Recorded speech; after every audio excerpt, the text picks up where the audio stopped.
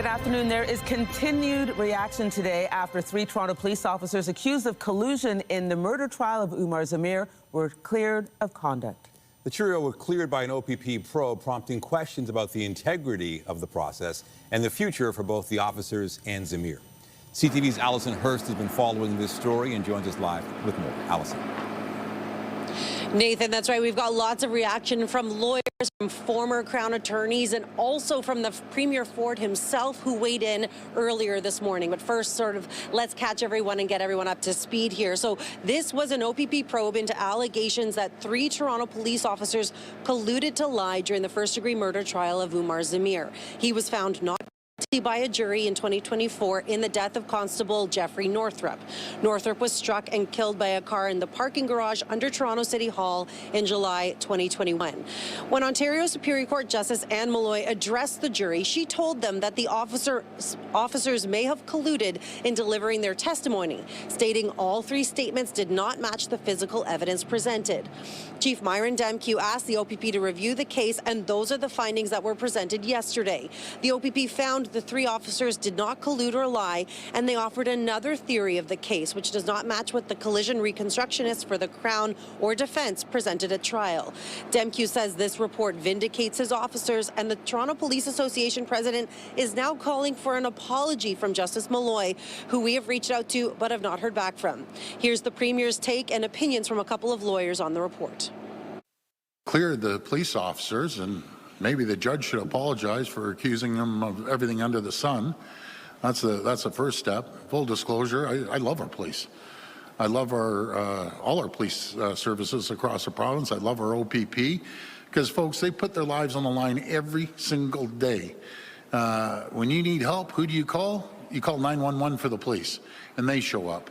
And we've lost a lot of police officers since I've been in office. Basically a few of them were just absolutely assassinated, and others were killed. So I support our police, and I think they do a great job. Respectfully to the chief, to suggest that this is in any way vindication for those officers is, quite frankly, insulting to anybody with basic common sense. And more absurd is the suggestion that this was an independent review. No, it wasn't. It was the police investigating the police. And meanwhile, we've had a completely impartial court hear and see all of the evidence be tested, none of which happened with respect to this OPP review. Justice Malloy and the court is the independent party, not the police investigating the police. I'm hopeful that the Ontario government steps up and that there's an independent inquiry with the right stakeholders involved and the right impartiality and lack of bias to allow it to have the validity that we as members of this province and this city deserve. We have also heard from a lawyer who represents one of the 3 officers involved in this probe. He told us that while she has no plans for any recourse right now, nothing has been ruled out. Reporting live, I'm Allison Hurst. Andrea and Nathan, back to you. All right. Thank you, Allison. York Regional Police are continuing to search for 3 suspects following a home invasion in Vaughan early yesterday morning. One suspect, identified as 24-year-old Tristan Casanova Allman, has been charged in connection with the incident. He remains in custody in hospital after he was shot by the homeowner. He's charged with robbery with a firearm and disguise with intent. He also is charged with breach of probation. Casanova Allman is known to police and was identified as being wanted in relation to Project Wrangler, a joint police operation which targeted a violent criminal group in Ontario and Quebec. CTV's John Musselman has more on the investigation into the home invasion. The police video shows 3 suspects forcing their way into a Vaughan home just before 1 a.m. today. They are wearing gloves and hoodies. The 3rd suspect, in gray, has his right hand on his waistband, possibly concealing a weapon. Police say one of them was armed.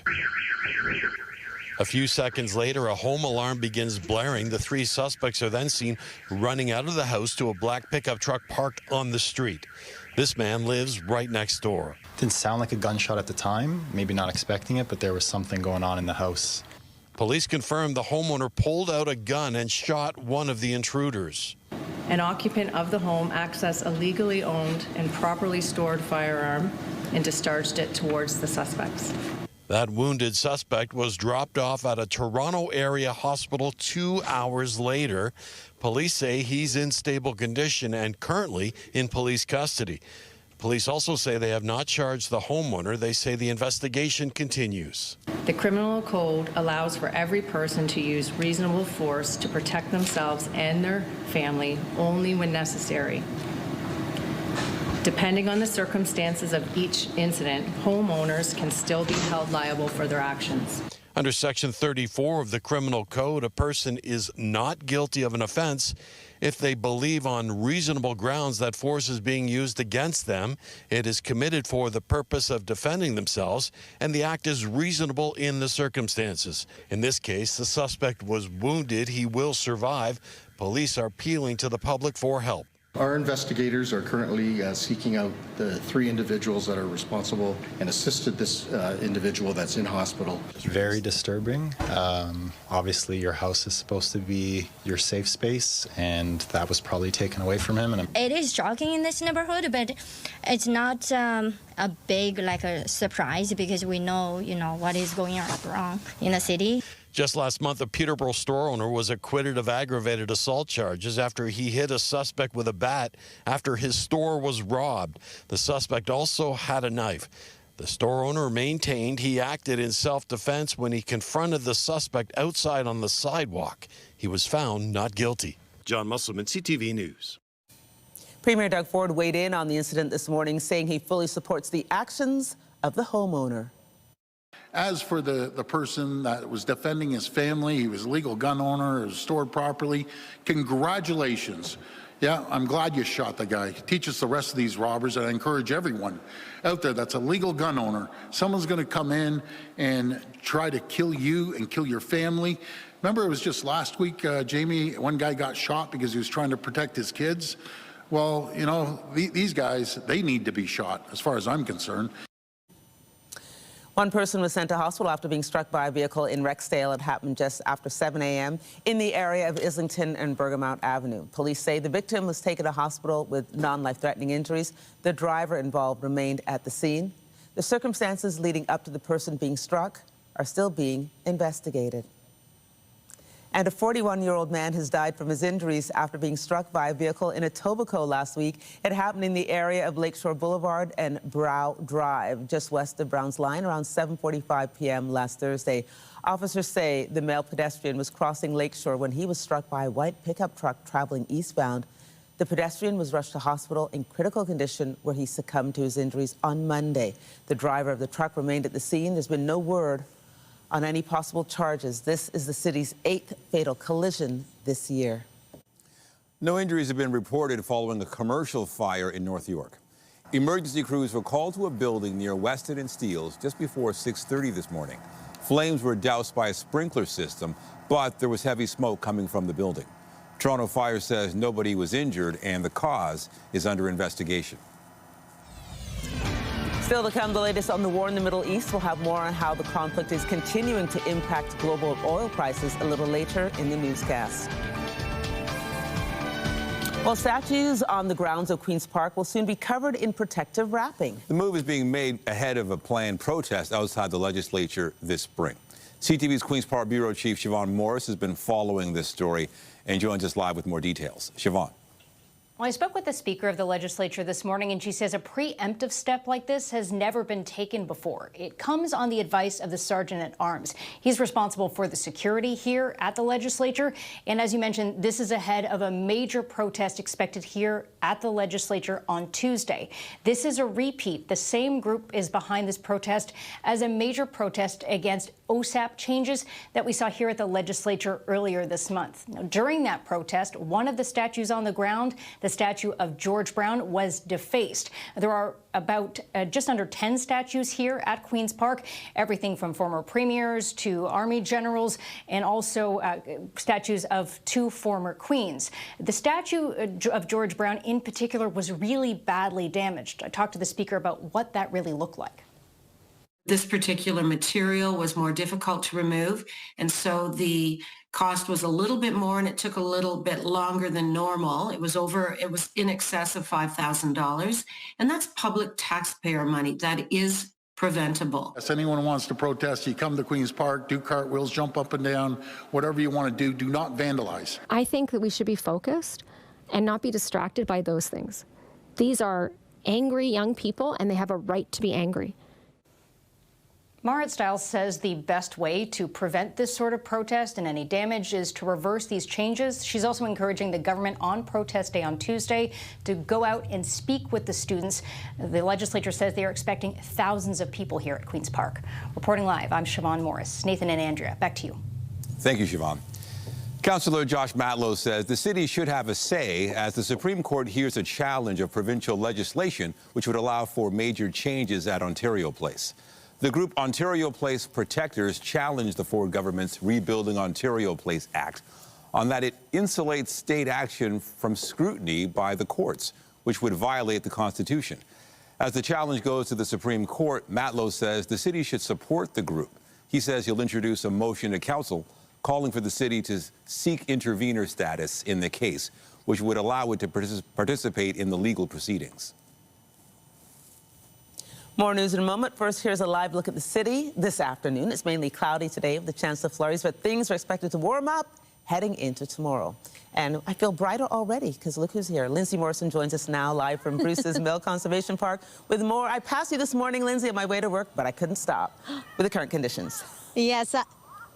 I'm in your neighborhood, Andrea, and it's absolutely beautiful out here. What a day to spend March break outside. Look at these trees. We've had some sun, and it's just gorgeous here in the Sugar Bush. Perfect time of year to celebrate the near arrival of spring. I have Mary Gowan here with the TRCA. Thanks for having us out today. Yeah, it's great to have you here. So we're going to learn a little bit about the process of making maple syrup, and it all begins with the tapping of a tree. Can you show us how that works? Yeah, so we put the drill in, and this is a brace and bit, and we just kind of go around and get not too far in, probably just like 1.5 inches, and then we put in our spile. So that's our spile that we tap into the tree, and then we hang our bucket and we see the sap drip. Perfect. Well, it is very much maple syrup season, although it's been a little cold recently. Wouldn't you agree? Let's take a look at our current temperature. Still below freezing in most areas today, but what an improvement compared to the last few. Winds today, not as strong as they've been the last couple of days either, which is great news. And they're coming out of the south today. On the satellite and radar, we do have a few flurries here and there. We're going to watch for a burst of flurries through the evening hours tonight, along with the risk of freezing drizzle. But your today at a glance, get outside, enjoy. I am hopeful that we are going to climb out of freezing territory and make it to an afternoon high of about +1. But again, mainly cloudy skies. We will take whatever sunshine we can get. Again, we are live here at Bruce's Mill in the Stouffville area, learning a thing or two about maple syrup. Lots more to come here on the news at noon. But for now, I'll send it back inside to you, Nathan and Andrea. All right. Thank you, Lindsay. We'll check in a little bit later. Well, Israel says it has killed another high-ranking Iranian official, the country's intelligence minister, in the ongoing war. The announcement comes as Iran responds to the killing of its top security official yesterday.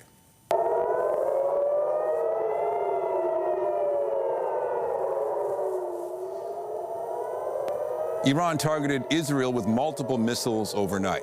Israeli officials say 2 people were killed in Ramat Gan, east of Tel Aviv. Iran also attacked Saudi Arabia's oil-rich east, along with Kuwait, Bahrain, Qatar, and the United Arab Emirates.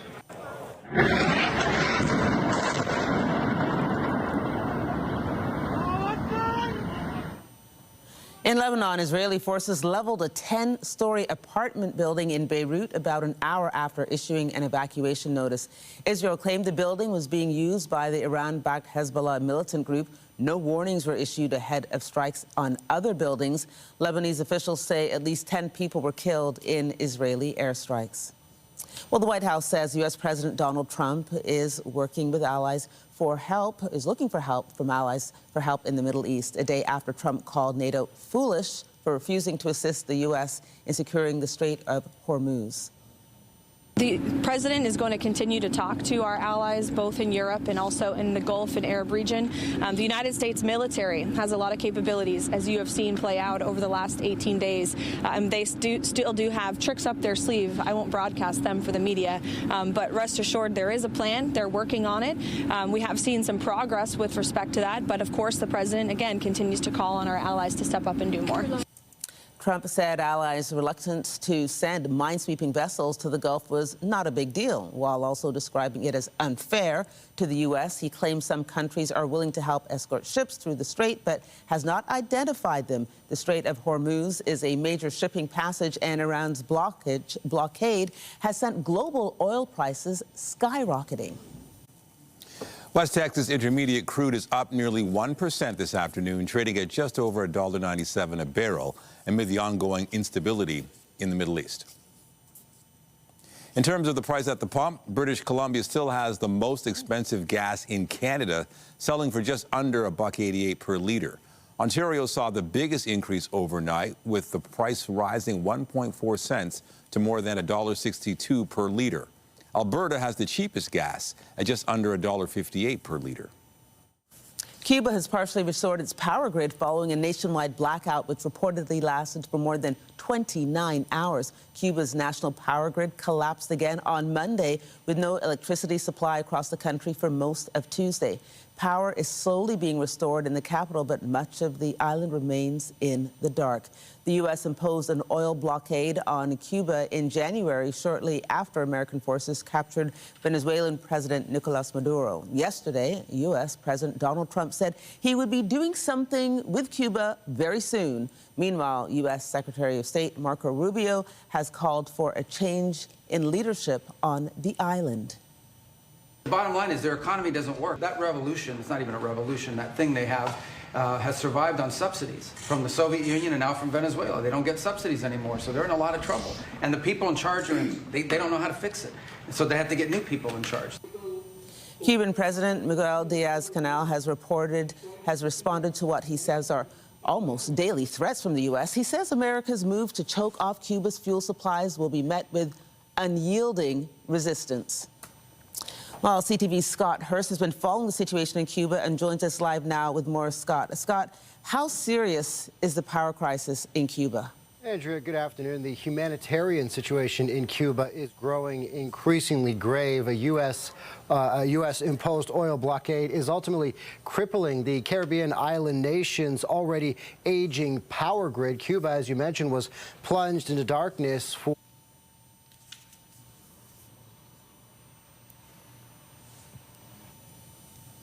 Now, much of the nation's power grid is getting back online, but there are warnings that shortages may continue and the crumbling infrastructure and power network could fail again. Now, all of this is causing significant concern for the thousands of Cubans who've made Canada home. And as we know, traditionally, Cuba is also a popular destination spot for Canadian travelers. So this power collapse has really also cut off a significant amount of running water to many, Andrea, and communications remain spotty across much of the island, leading to even more concerns about the people in Cuba.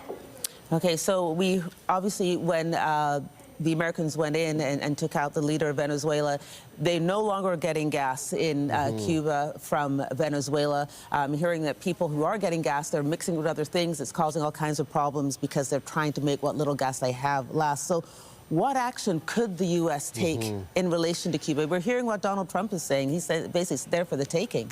Donald Trump has escalated his warnings to Cuba, saying he would potentially be doing something soon, hinting at an imminent development or an imminent announcement.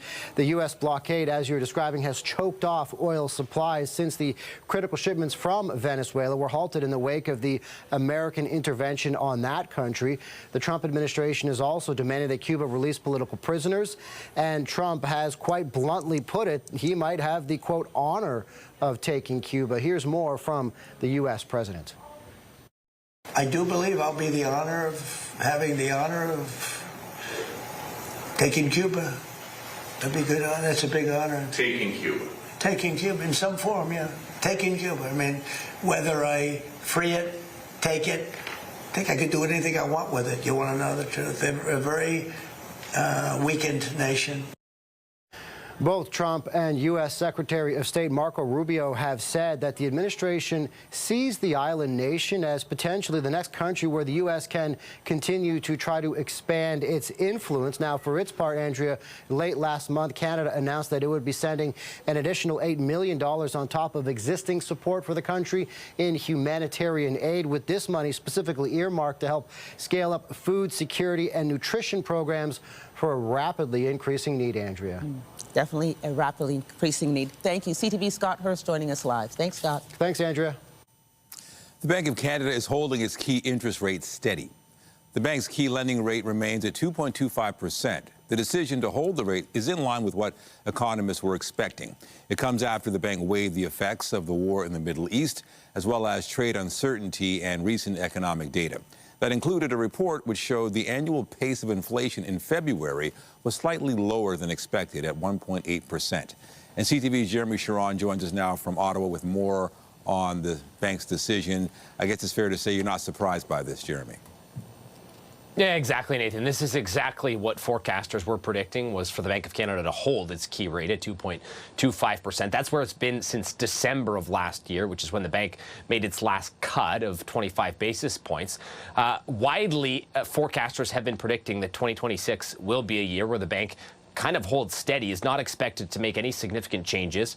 In fact, many have predicted that we could see the rate remain pretty much the same throughout 2026. However, there are factors that have started to play in that certainly are changing the game for the Bank of Canada. And we heard Governor Tiff Macklem talk about that today. You talk about the situation in the Middle East, which has a significant impact. You talk about the upcoming review of CUSMA. July 1st is the deadline for that review to take place. There's much uncertainty, economic uncertainty surrounding that decision. And you also have to look at the economy and jobs numbers. February jobs numbers were not good. The economy lost nearly 84,000 jobs. And we've also looked at fourth quarter results when it comes to GDP, which was down in the fourth quarter by 0.6%. Now, it's widely expected, and early data in 2026 is showing that the economy is starting to expand again, but not quite at the same rate that it could. Or that it was projected to. So the Bank of Canada is faced with a number of situations here. In one sense, you have kind of a weak economy that could need some stimulation that would normally result in the Bank of Canada of lower in cutting its rate. However, on the flip side, you have the impact of the situation in the Middle East and the war with Iran that is driving fuel prices up, oil prices up significantly, and the Bank of Canada Governor Tiff Macklem acknowledging today that could be inflationary, is likely to be inflationary, especially in the short term. Typically, to battle inflation, the Bank of Canada would bring the key interest rate up. So it is kind of faced with these dueling situations that are kind of conflicting when it comes to what the next move could be. So there are many questions about what comes next. The next Bank of Canada announcement will be at the end of April, Nathan. Wow, so many factors. CTV Jeremie Charron in Ottawa. Thank you. Anytime. If you're planning a trip, it's a good idea to get travel insurance in case you get sick or injured on your journey. The same is true for people coming to visit Canada. They also need insurance in case they're hospitalized. CTV's Pat Foran has the details. Naveed Zafar's mother, Begum Bashiram, is in her 80s and lives in Atlanta, Georgia. In October, she was visiting with Zafar in Whitby and his sister in Waterloo. While in Waterloo, she had a stroke and ended up in the hospital. I don't know if she's going to make it because she was unconscious. Zafar rushed to the Waterloo Regional Health Network to see his mother and fill out documents for her care. I didn't even bother looking at it because all I was thinking, if I can see my mom again or if she's going to make it. Bashiran was in the hospital for 4 weeks in and out of intensive care. She has since recovered and is now back in Atlanta. While visiting Canada, she did not have travel health insurance, and the family has been handed a huge bill. $110,000. The total bill came to just over $111,000. The hospital did offer a discount of 10% on certain charges. Zafar owed about $100,000, and so far he has paid $55,000, but he's still expected to come up with the rest. Being as a responsible citizen, I definitely want to pay to hospital. When we reached out to the Waterloo Regional Health Network, a spokesperson said, "We sincerely empathize with the financial strain unexpected medical emergencies can cause, especially when navigating the complexities of international health care." All people visiting Canada that are not Canadian residents need to purchase Visitor to Canada insurance. Martin Firestone with Travel Secure says many different companies offer Visitor to Canada insurance, and he says the same way Canadians need insurance traveling outside our borders, visitors must have it to make sure they're covered if they get sick or injured while here. Sadly, it appears they didn't buy it, and now they're facing this huge bill. Zafar says he is thankful the hospital looked after his mother and says he'll have to find a way to pay the rest of the bill. I mean, I had to pay. I mean, there's no way out. Pat Foran, CTV News.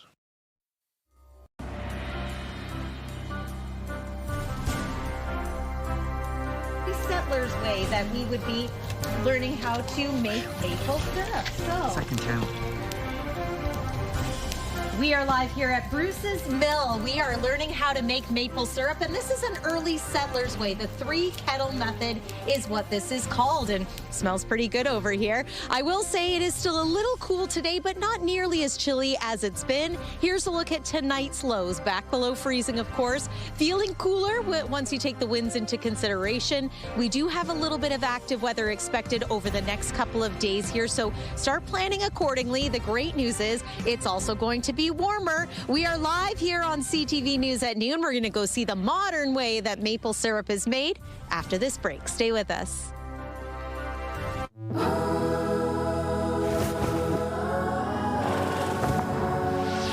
The World Cup is coming to Canada. Right before I close my eyes, they have a dream to fulfill. Canada, this is the moment we've all been waiting for. That's what they came for!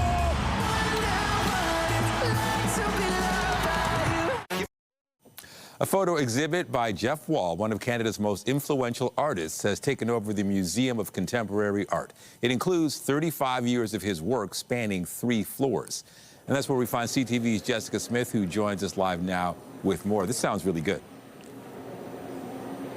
Honestly, Nathan, it is such a unique exhibition because some of the photos really are almost floor to ceiling to give you the full scope of it. I'm going to bring in Kathleen with the Museum of Contemporary Art. Talk to me about why you wanted to bring Jeff's work here, because it does span such a wide range and the photos are so unique.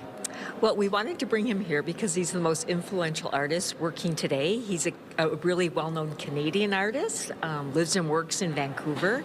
And there hasn't been a major survey exhibition of his work in this country in nearly 30 years. So we thought it would be important to show 40 years of his art making. And some of the photos really are so unique, and because of the scale of them, it feels like you're almost able to walk into the scene or out of the scene. Is that kind of some of the reasoning behind some of Jeff's work? Because they are, for the most part, looking like you could actually step into some of these scenes that are right across the country and some into the U.S. as well. Yes, I mean, that's what Jeff is known for. He was the first artist to really do large-scale photographs. And when you think about some of his other work, he's the first artist that did backlit photographs. So I think scale is certainly important. And when I've asked Jeff about scale, his comments has always been, I make them as small as I can. And when he says that, I think he means that he wants to make sure that you can capture people's faces, you understand they're having a conversation. And I think that's what makes them so alluring and why people like to come and look at them and then look at them again. We've had repeat visitors. I just ran into a visitor in the elevator.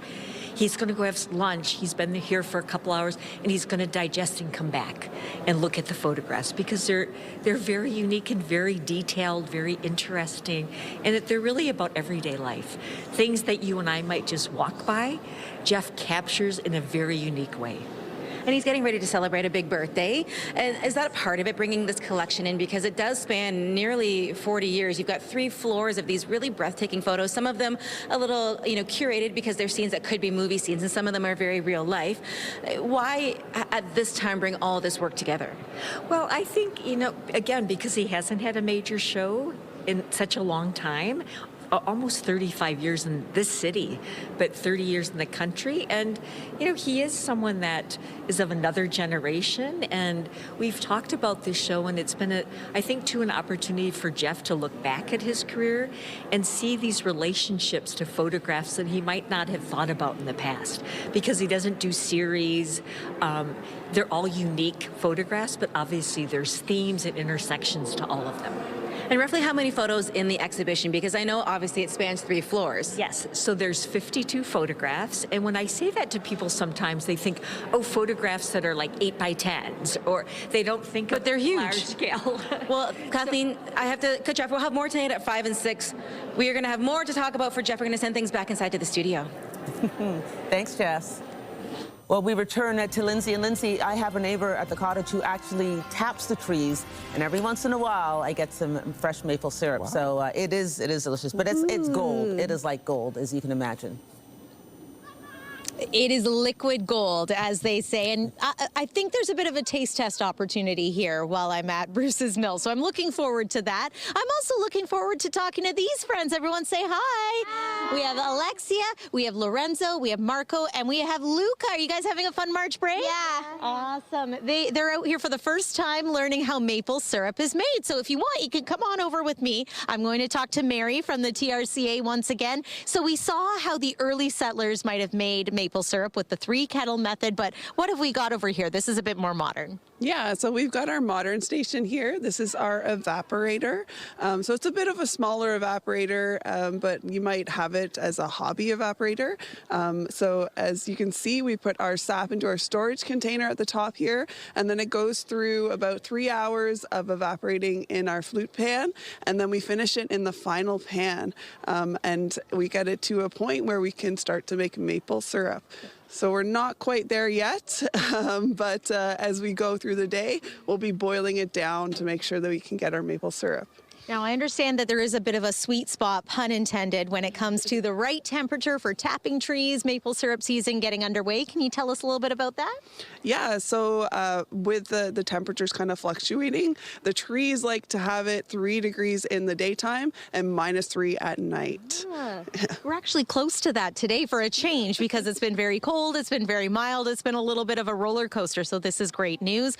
Lots of opportunities for people to come here to Bruce's Mill and enjoy seeing maple syrup being made for themselves. Not just March break, but your Maple Syrup Festival goes beyond this week. Yeah, so we've got the weekends after March break, and then we're finishing off on the Easter long weekend and open Friday to Monday, so until April 6th. Okay. Who here likes maple syrup?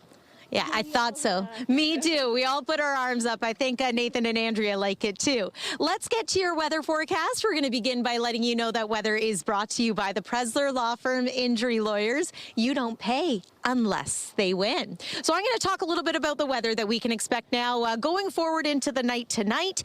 And yeah, temperature-wise, it's not bad out here today. Right now it is, you want to take a look, kids? It is -2 degrees, but it feels like -7 out there.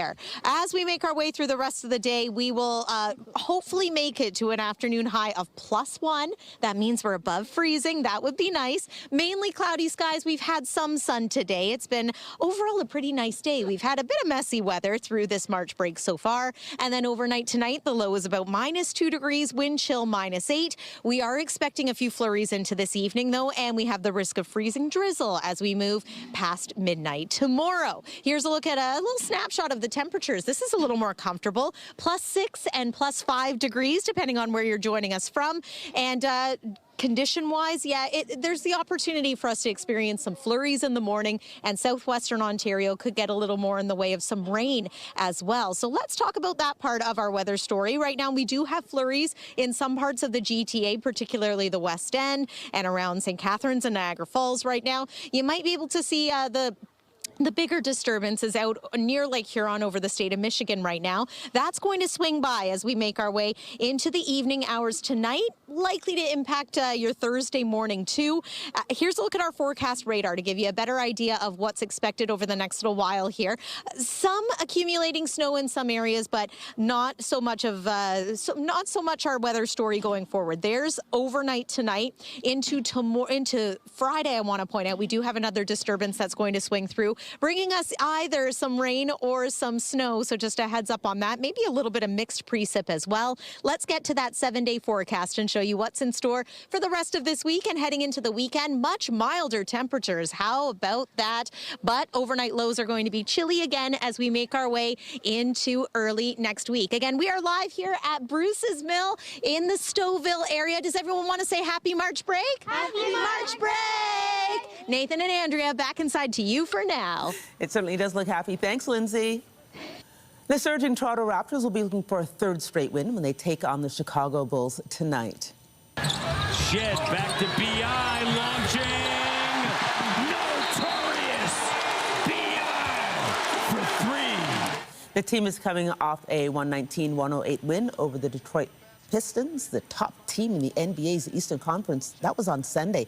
Tip-off for tonight's game against the Bulls is set for just after 8 in the Windy City. Venezuela won the World Baseball Classic for the first time. Establish themselves. Here's a drive to center field off of the bat of Abreu. Wilyer Abreu hits it out. Venezuela took a 2-0 lead over the U.S. with a fifth-inning home run last night. The Americans were able to tie the game with a homer of their own in the 8th. However, Venezuela scored in the 9th to secure a 3-2 win and their first title at the tournament. Chills. That just gives me chills. Okay, the luck of the Irish did not help the Maple Leafs last night when they faced off with the New York Islanders. Richie, quick turn, rebound, score! The Leafs ended up losing 3-1 to the Islanders, who got big contributions from some local players. Oakville's Cal Ritchie scored for New York with an assist from Hamilton's Matthew Schaefer. Now, Schaefer, who is a rookie, was playing his first game in Toronto and said he had close to 1,000 family and friends in attendance. The Leafs will be back on the ice on Friday when they host the Carolina Hurricanes. The Scepters moved back into a playoff spot after beating the PWHL's top team, beating them last night, the PWHL's top team. It's tough. Daryl Watts has Turnbull in front. Watts coming through, and they score! Daryl Watts broke a scoreless tie in the third period. The Scepters added an empty netter to secure a 2-0 win over the Boston Fleet. It was a second straight shutout for Scepters goalie Reagan Kirk. The team now has more than a week off before taking on the Boston Scepters or Boston Fleet again on March 27th. Still to come, British Columbia is touting a recruitment drive aimed at luring American doctors north of the border. We'll have more on the results when we come back.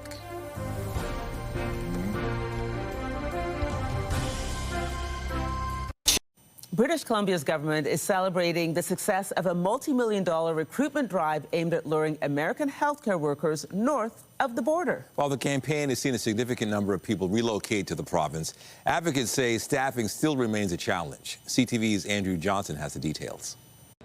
More news from Washington today. It was a pitch to Americans tired of Trump. Come to BC. And it appears to have worked. They're not just changing jobs. They are moving families. They're starting new chapters. They're building new lives. In British Columbia hospitals and clinics, hundreds of new Americans are now taking care of Canadian patients. 414 U.S. imports, to be exact, since last March, according to the province. Nurses and physicians like Dr. Anne Herdman Royal, who packed up her husband and daughter for the move to Nanaimo, BC in September from Tulsa, Oklahoma. There was actually a mass shooting at the hospital where I was working, and that just brought everything into clear focus. Last spring, BC launched a $5 million ad campaign in several U.S. states aimed at disillusioned Americans the province thought could be lured north. Our hunch was right. We have been able to recruit a significant number of American healthcare professionals. But as the Premier celebrates success, the BC Nurses Union, while calling the American recruitment great news, is also putting those numbers in perspective. We had about 4,500 permanent vacancies. And so while 260 nurses is a great start, it really is a drop in the bucket. The chronic nursing shortage is an issue across the country, partially related to the number of people who quit within the first 5 years. Many nurses continue to leave the profession due to, frankly, burnout and poor working conditions. She says BC is making progress in areas that have implemented minimum nurse-to-patient ratios. The province repeated its pitch today, honing in on left-leaning Americans, making note of Canada's public health care system, protection of reproductive rights, and inclusive communities. Andrew Johnson, CTV News, Vancouver.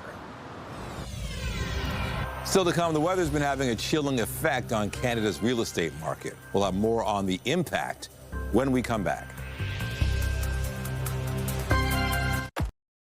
The weather has been having a chilling effect on Canada's real estate market, according to recent data.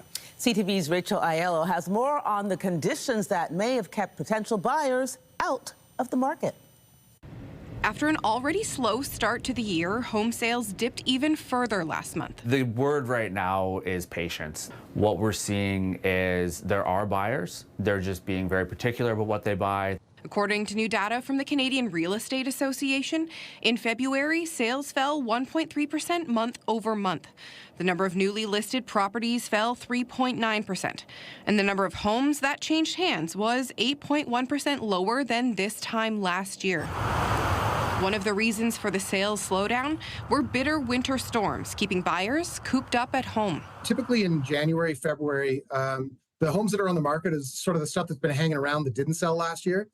So the market really tends to pick up when those new listings, the exciting ones that people want to jump all over, come out. That usually happens once the snow melts. And so the expectation is for sales to start growing once spring sets in. As soon as we get back-to-back double digits in temperature, that's normally when the buyers start to come out of their hibernation over the winter. Home prices also continue to edge lower in February, with the housing markets in BC, Alberta, and Ontario staying cooler than Manitoba, Quebec, and the East Coast. So our forecast is for that to converge this year, for the cooler markets to heat up a little. Potential interest rate changes in the months ahead could also play a role. If we see that consumer confidence build up a little bit, I think there are some households that are going to say, you know what, this may be the most affordable sort of period of time that we're going to experience in some time. Despite the early chill, experts are still expecting pent-up first-time homebuyer demand to heat up the market later this year. Rachel Aiello, CTV News, Ottawa. Coming up, the Argos will be hosting their training camp at the University of Guelph again this year. We'll have more on the team spending more time at the school when we come back.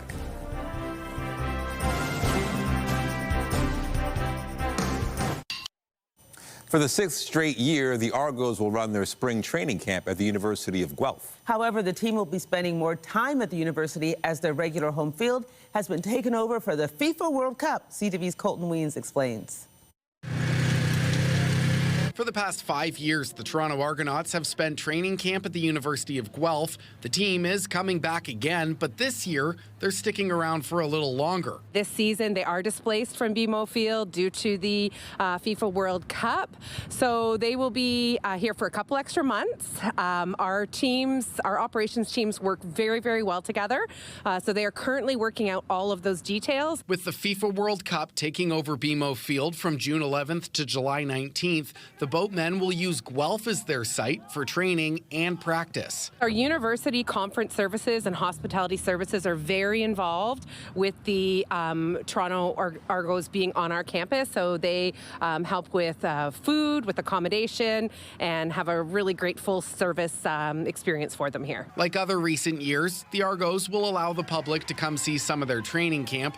They'll also host a preseason game on May 29th at Alumni Stadium against Hamilton. There's sort of a lift of tourism that comes to the town as well because people want to see them. You know, it's kind of neat to see some professional football players walking around town, enjoying some of the amenities that we have, going to the same restaurants. As for scheduling, the Argos will spend their first half of the season playing their games on the road and are expected to be back at BMO Field before the U Sports season gets underway.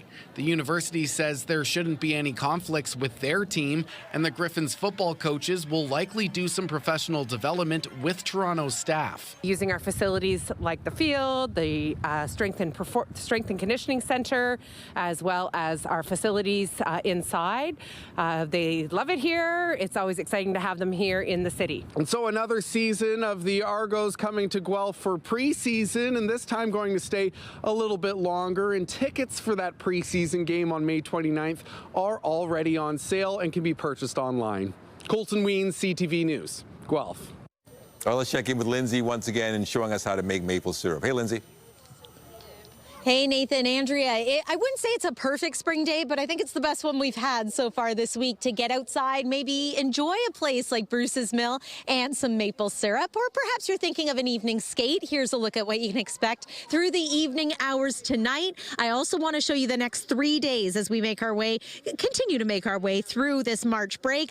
It's going to become milder, but it's also going to become a little active once again weather-wise. A quick look at your 7-day forecast. It's been wonderful to be live here from Bruce's Mill in the Stouffville area, learning all about maple syrup. And Andrea and Nathan, we learned about the process, so now it's time to taste that liquid gold. Let's see. Oh yeah, that is a sweet assignment. This is a dark maple syrup. And Nathan and Andrea, there's a couple extras here that I can try and bring back to the station for you. What do you say? Lindsay. Cheers. Absolutely. Cheers to you Do too. more than try. She's Bring got a them couple back. more, and now she's drinking them. Thanks, Right. Linz. That is it for CTV News at noon. Remember, you can get Toronto's breaking news all day long on CP24 and at ctvnewstoronto.ca. For Lindsay Morrison and all the hardworking people in front of and behind the camera, have a pleasant afternoon. I'm Andrea Case. And I'm Nathan Downer. Be sure to join us later for CTV News at 5 and 6. Have a great afternoon. Bye-bye.